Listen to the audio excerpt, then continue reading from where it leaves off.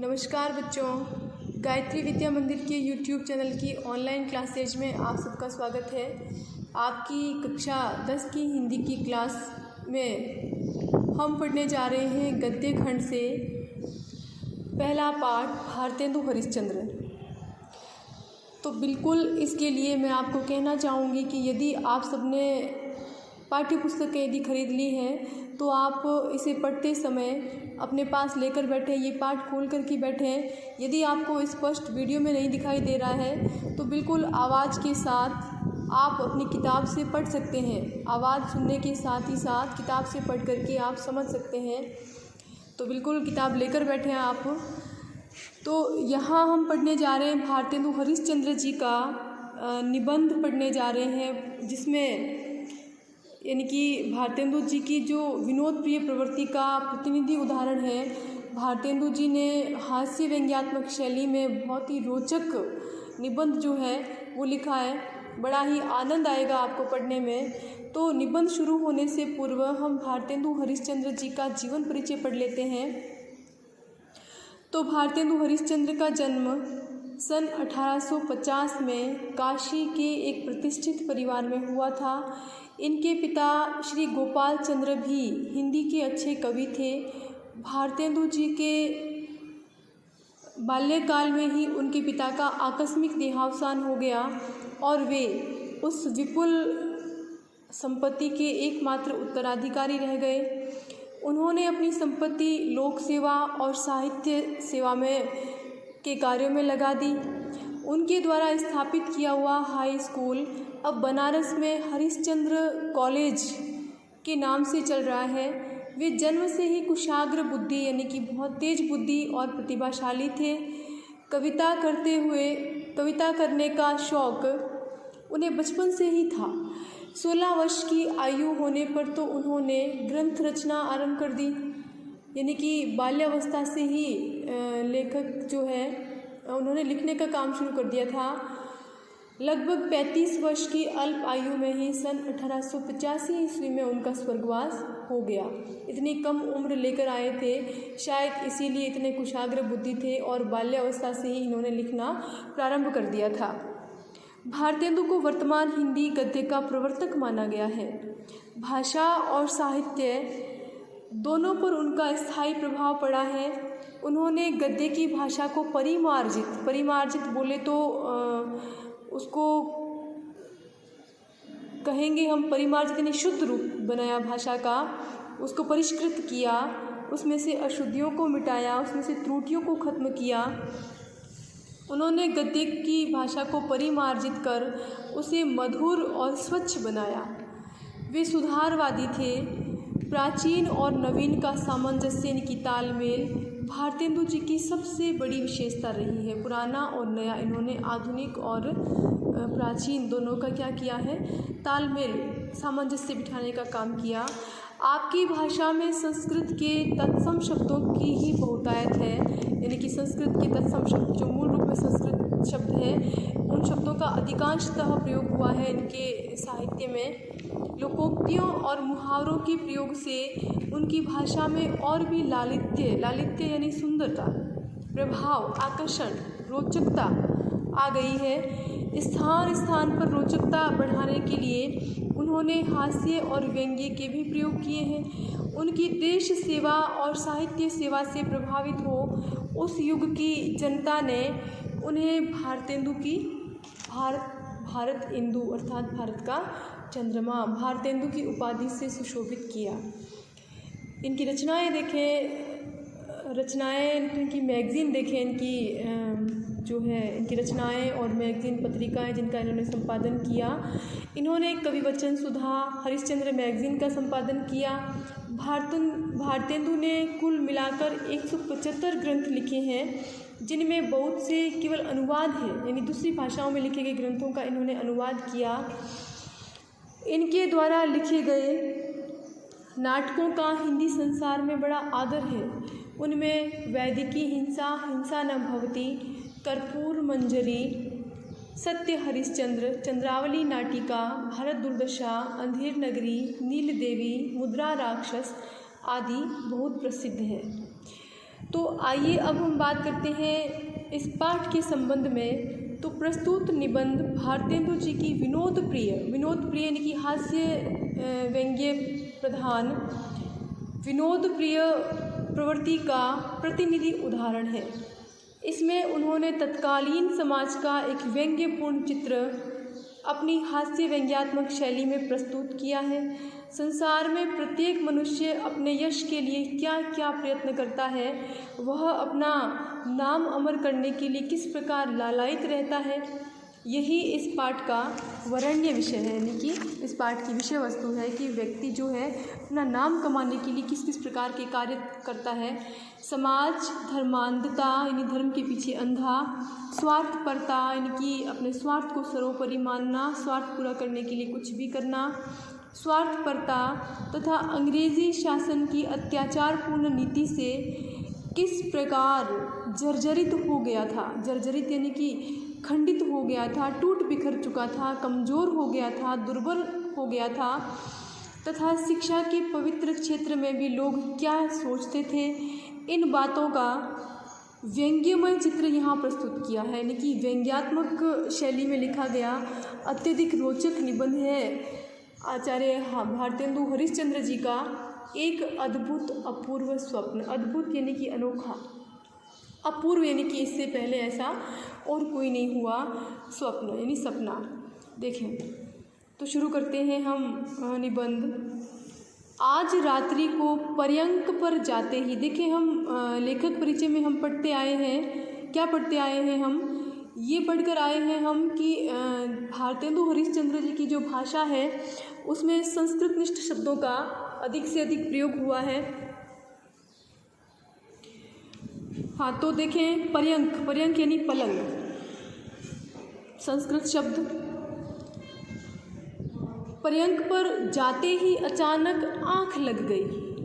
सोते में सोचता क्या हूँ, सोते में नहीं, सोते समय क्या सोचता हूँ कि इस चलायमान यानी नश्वर शरीर का कुछ ठिकाना नहीं, यानी कोई भरोसा नहीं इस चलायमान शरीर का। इस संसार में नाम स्थिर रखने की कोई युक्ति निकल आए तो अच्छा, युक्ति यानी उपाय, यानी कि चलायमान शरीर है, नश्वर संसार है, इसमें कुछ नाम अमर करने की कोई युक्ति, कोई उपाय सूझ आए तो बहुत अच्छा है। यानी कि लेखक स्वयं के माध्यम से, अपने सपने के माध्यम से इस संसार में, समाज में जो भी बुराइयां व्याप्त हैं, जो भी गलत बातें हैं, उन सब पर व्यंग्य किया है। लेखक ने बहुत सुंदर तरीके से व्यंग्य किया है कि लोगों में अपना नाम अमर करने के लिए, यश और कीर्ति पाने के लिए लोग किस किस प्रकार से लालायित रहते हैं और क्या क्या करते हैं, इस सब का बहुत सुंदर लेखक ने वर्णन किया है। तो देखें, हाँ, तो क्या कहते हैं लेखक कि कोई युक्ति निकल आए, संसार में नाम स्थिर रखने की कोई युक्ति निकल आवे तो अच्छा है, क्योंकि यहाँ की रीति देख मुझे पूरा विश्वास होता है। यहाँ की रीति मतलब इस संसार की परंपरा देखकर मुझे पूरा विश्वास होता है कि जिस चपल जीवन, चपल यानी कि चंचल जीवन का क्षण भर का भरोसा नहीं, इस चंचल जीवन का एक क्षण का भी विश्वास नहीं। ऐसा भी कहा है, ऐसा कहा भी है उन्होंने कि श्वास श्वास पर हरि भजो, वृथा श्वास मत होए, ना जाने या श्वास को आवन होए ना हो। यानी कि एक श्वास भी, एक क्षण भी व्यक्ति का व्यर्थ नहीं जाना चाहिए। यानी कि हमारे जीवन का मुख्य ध्येय मोक्ष प्राप्ति है और मोक्ष प्राप्ति के लिए प्रभु का नाम स्मरण अति आवश्यक है। तो लेखक कहते हैं कि जीवन बहुत क्षणिक है, नश्वर है, चंचल है, चलायमान है, अस्थिर है। तो ऐसे अस्थिर जीवन में प्रत्येक श्वास पर ईश्वर का नाम जपना चाहिए व्यक्ति को। एक श्वास भी व्यर्थ नहीं होनी चाहिए, क्योंकि अगली श्वास आएगी कि नहीं आएगी इसका कोई भरोसा नहीं है। तो लेखक भी ये चाहते हैं कि जब तक ये जीवन है तब तक अपना नाम अमर करने का कोई उपाय उसे मिल जाए, ऐसा सोचते हैं, क्योंकि क्षणिक जीवन है और क्षणिक जीवन में नाम स्थिर करना भी बहुत आवश्यक है। देखो समय सागर में एक दिन, समय सागर यानी समय रूपी समुद्र में एक दिन जब सब संसार अवश्य मग्न हो जाएगा, कालवश शशि सूर्य भी नष्ट हो जाएंगे, यानी कि समय के सागर में एक दिन सारा संसार जब डूब जाएगा, यानी नष्ट हो जाएगा, सूर्य और चंद्रमा भी नष्ट हो जाएंगे, शायद आकाश में तारे भी कुछ काल पीछे दृष्टि न आवेंगे, यानी थोड़े समय बाद हो सकता है कि आकाश में तारे भी दिखाई देना बंद हो जाए। केवल कीर्ति कमल संसार सरोवर में रहे व न रहे, यानी कि केवल कीर्ति कमल यानी कि यश रूपी पुष्प, यश के पुष्प इस संसार रूपी सरोवर में रहेंगे। क्या कहा है लेखक ने कि चाहे संपूर्ण सृष्टि ही नष्ट हो जाए, किंतु व्यक्ति का जो कीर्ति कमल है यानी कि यश जो है, उसका नाम जो है वो संसार रूपी सरोवर में सदैव विद्यमान रहेगा। और सब तो एक तप्त तवे की बूंद हुए बैठे हैं, बाकी सारी वस्तुएं तो तपते हुए तवे पर बूंद की भांति क्षणिक है। तपते हुए तवे पर बूंद आप डाल के देखो, तवा बहुत गर्म है, उस पर एक पानी की बूंद डालो, एक क्षण में वो नष्ट हो जाएगी, एक क्षण में वो सूख जाएगी, पानी की बूंद इतनी क्षणिक होती है। उसी प्रकार इस संसार में मनुष्य का जो जीवन है वो गर्म तवे पर बूंद की भांति क्षणिक जीवन है, जो नष्ट होने वाला है। तो कुछ रहने वाला है तो वो क्या है, स्थायी रहने वाला है तो वो क्या है, मनुष्य की कीर्ति, उसका यश, उसका नाम। हाँ, फिर देखें, इस हेतु इसलिए बहुत काल तक सोच समझ प्रथम ये विचार किया, बहुत समय तक सोचा लेखक ने, फिर बाद में पहला विचार ये किया कि कोई देवालय बनाकर छोड़ जाऊं, देवालय अर्थात देवताओं का आलय अर्थात मंदिर बनाकर छोड़ जाऊं। परंतु थोड़ी ही देर में समझ में आ गया कि इन दिनों की सभ्यता के अनुसार, देखो देवालय बनाना मतलब धर्मांधता, धर्म के नाम पर दिखावा, और फिर ये कह रहे हैं कि मंदिर बनाऊं, तो फिर उन्हें क्या समझ में आया है, देखो थोड़ी देर में उन्हें समझ में आ गया कि इन दिनों की सभ्यता, यानी या क्या सभ्यता, समाज में क्या कुछ चल रहा है समाज में, कि इन दिनों की सभ्यता के अनुसार इससे बड़ी कोई मूर्खता नहीं। क्यों मूर्खता नहीं? और ये तो मुझे भली भांति मालूम है कि यही अंग्रेजी शिक्षा रही तो मंदिर की ओर मुख फेर कर भी कोई नहीं दिखेगा। यानी कि अंग्रेजी शिक्षा का चलन था उस समय, लोगों में बोलबाला था, अंग्रेजी शिक्षा के प्रति बहुत अधिक लोग प्रभावित थे, और लेखक जो है वो हिंदी प्रेमी है, हिंदी के पक्षधर है। तो बिल्कुल यहाँ पे उनका ये दर्द, उनकी ये पीड़ा भी प्रकट हो रही है कि अंग्रेजी शिक्षा के प्रति लोगों का जो है वो आकर्षण है, लोगों का जो झुकाव है अंग्रेजी शिक्षा के प्रति, वो एक दिन हमारी जो हिंदुओं की मंदिर की संस्कृति है, देवी देवताओं की जो संस्कृति है, शायद वो भी नष्ट करके छोड़ दे। ये दर्द भी लेखक का यहाँ प्रकट होता है। हाँ, फिर देखें, फिर कहते हैं लेखक, इस कारण विचार का परित्याग करना पड़ा। कौन से विचार का परित्याग करना पड़ा? मंदिर बनाने के विचार का परित्याग करना पड़ा। और फिर पढ़े पुस्तक रचने की सूझी। ये सपना चल रहा है लेखक का। फिर सोए उनको कोई पुस्तक लिखने की युक्ति सूझी कि मैं क्यों ना कोई ऐसी पुस्तक लिखूं जिससे मेरा नाम प्रसिद्ध हो जाए।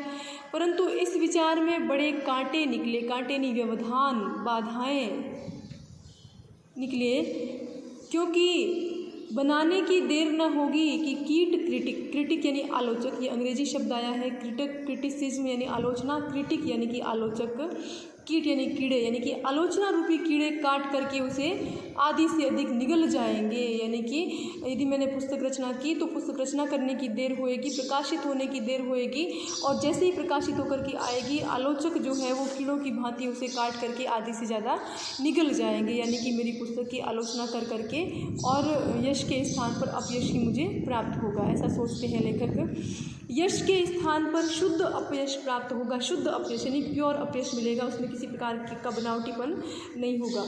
जब देखा कि अब टूटे फूटे विचारों से काम नहीं चलेगा, तब लाडली नींद को 2 रात पड़ोसियों के घर भेज आंख बंद कर शंभू की सी समाधि लगा गया।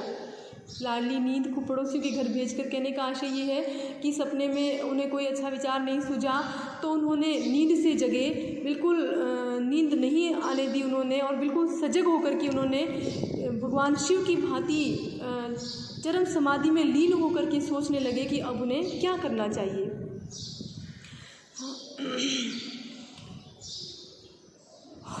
हाँ, फिर देखें, यहाँ तक कि 61 या 51 वर्ष उसी ध्यान में बीत गए। लेखक कहते हैं कि मानो 61 और 51 वर्ष उसी ध्यान में बीत गए कि मुझे क्या करना चाहिए। अंत को एक मित्र के बल से, मित्र के सहयोग से अति उत्तम बात की पूंछ हाथ में पड़ गई। पूंछ हाथ में पड़ गई यानी पूंछ हाथ में पड़ना यानी कि थोड़ा ज्ञान मिलना, थोड़ा कुछ उसको ज्ञान होना, थोड़ा कुछ पता चलना, पूंछ हाथ में पड़ना। स्वप्न ही में प्रभात होते ही, सपने ही में मानो सवेरा होने से पहले ही उन्होंने क्या किया, पाठशाला बनाने का विचार दृढ़ किया। अब देखो लेखक ने क्या सोचा है, पहले क्या सोचा था, दिवाले बनाने का सोचा।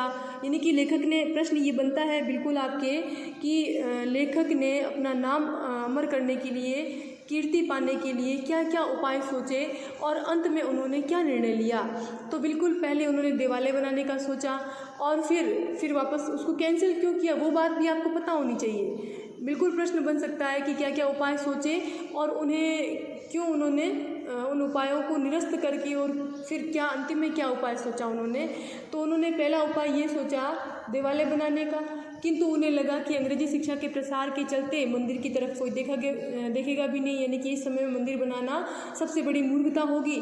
और फिर उन्होंने सोचा कि मैं कोई पुस्तक की रचना करता हूँ, किंतु फिर दूसरे ही क्षण उनके मन में ये तर्क उठता है कि नहीं, आलोचक रूपी कीड़े उस पुस्तक को काट करके आधे से अधिक निगल जाएंगे और यश की अपेक्षा अपयश ही अधिक होगा। और फिर वो जो विचार करते हैं, अंतिम निर्णय जो लेते हैं वो पाठशाला बनाने का, मित्र के सहयोग से ये निर्णय लेते हैं। बिल्कुल अति उत्तम बात की पूंछ हाथ में पड़ गई। स्वप्न ही में प्रभात होते ही पाठशाला, या प्रश्न यहाँ ये भी बन सकता है। इस प्रकार से भी आपसे प्रश्न पूछे जाते हैं, बिल्कुल आपको पता ही नहीं चलता। आप अभ्यास के प्रश्न देखते हैं और प्रश्न आपके यहाँ ये बन गया, क्या बन गया, स्वप्न ही में प्रभात होते ही, ये छोड़ें आप,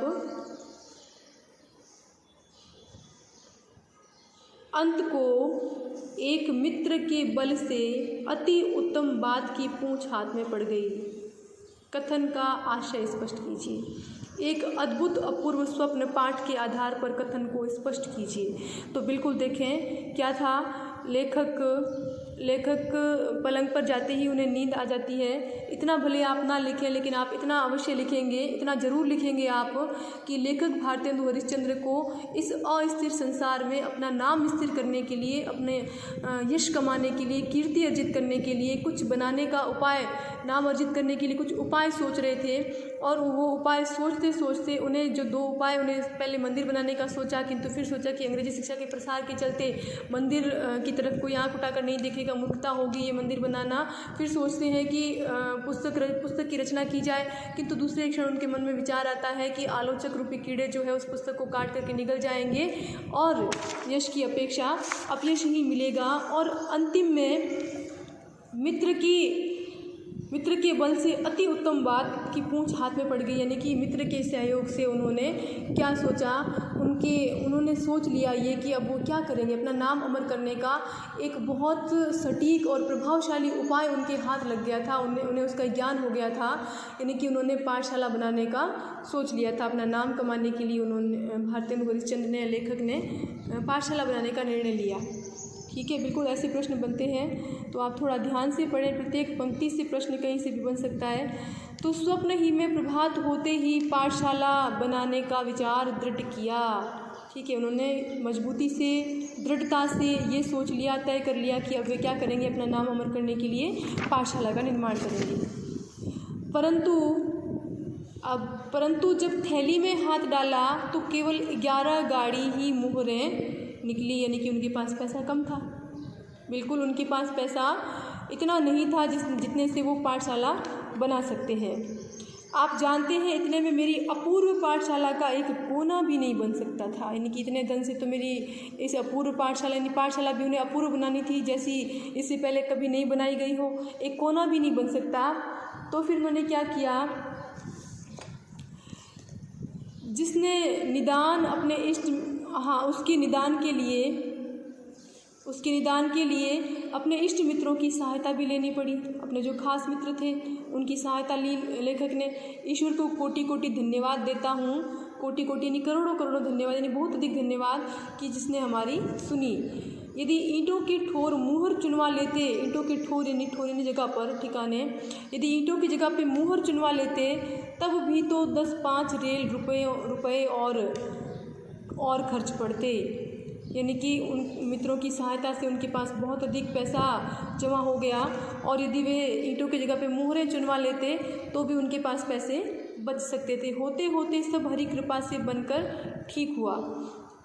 इसमें व्यय हुआ वह तो मुझे स्मरण नहीं, यानी कि इस पाठशाला को बनाने में कितना पैसा व्यय हुआ इसका तो लेखक को कुछ भी याद नहीं है, परंतु इतना अपने मुंशी से मैंने सुना था कि 1 का अंक और 387 शून्य अकेले पानी में पड़े थे। पानी में पड़ने का मतलब खर्च हुए थे, यानी कि इस पाठशाला को बनाने के लिए 1 के आगे 387 शून्य अकेले पानी में पड़े थे, यानी कि बहुत अधिक पैसा व्यय किया था इन्होंने अपनी इस अपूर्व पाठशाला को बनाने में। बनने को तो एक क्षण में सब बन गया था, परंतु उसके जोड़ने में पूरे 25 वर्ष लगे थे। यानी कि पाठशाला बन तो गई थी लेकिन उसको पूरी तरह से उसको व्यवस्थित करने में इतना समय यानी पूरे 25 वर्ष लग गए थे। ठीक है, अब इसके आगे हम पढ़ेंगे अगले वीडियो में। ठीक है, तो बिल्कुल आप एक प्रश्न लिखेंगे यहाँ। प्रश्न क्या लिखेंगे? अंत को एक मित्र के बल से अति उत्तम बात की पूंछ हाथ में पड़ गई। कथन को एक अद्भुत अपूर्व स्वप्न पाठ के आधार पर स्पष्ट कीजिए। ठीक है, बिल्कुल ये प्रश्न आप करेंगे। और देखें आप अति लघुतरात्मक प्रश्न में लेखक के मन में प्रथम क्या विचार आया? देवालय बनाने का। ठीक है, ये एक अति लघुतरात्मक का एक सिर्फ पहला प्रश्न करेंगे। फिर लघुतरात्मक में देखें आप लेखक ने देवालय बनाने का विचार क्यों त्याग दिया, बिल्कुल दूसरा प्रश्न करेंगे। और लघुतरात्मक में छठा और सातवां करेंगे आप। लेखक ने देवालय बनाने का विचार क्यों त्याग दिया। और सातवां प्रश्न पुस्तक लेखन के विचार पर लेखक क्यों सहम गया। बिल्कुल दोनों के उत्तर, मैं ऐसी उम्मीद करती हूँ कि दोनों प्रश्नों के उत्तर आपके पास इस समय मौजूद है, आपको शायद किताब भी देखने की ज़रूरत नहीं पड़ेगी। लेखक ने देवालय बनाने का विचार क्यों त्याग दिया? क्योंकि उन्हें लगा कि वर्तमान समय में अंग्रेजी शिक्षा के प्रसार को देखते हुए मंदिर बनाने का जो विचार है वो बिल्कुल मूर्खतापूर्ण सिद्ध होगा, क्योंकि अंग्रेजी शिक्षा के प्रसार के चलते कोई भी मंदिर की तरफ आंख उठा करके भी नहीं देखेगा या नहीं जाएगा। फिर पुस्तक लेखन के विषय पर विचार पर लेखक क्यों सहम गया? क्योंकि उन्हें लगा कि पुस्तक प्रकाशित होने की देर है, बस जैसे ही प्रकाशित होकर के आएगी कीट क्रिटिक यानी कि आलोचक रूपी कीड़े जो है उसे काट करके आधी से अधिक निगल जाएंगे, यानी कि उसकी आलोचना करके और उसे अपयश ही प्रदान करेंगे। इसीलिए वो सहम गया था इस विचार पर। ठीक है, तो बच्चों आपको ये सारे प्रश्न करने हैं बिल्कुल, और इसके आगे पढ़ेंगे हम अगले वीडियो में। धन्यवाद।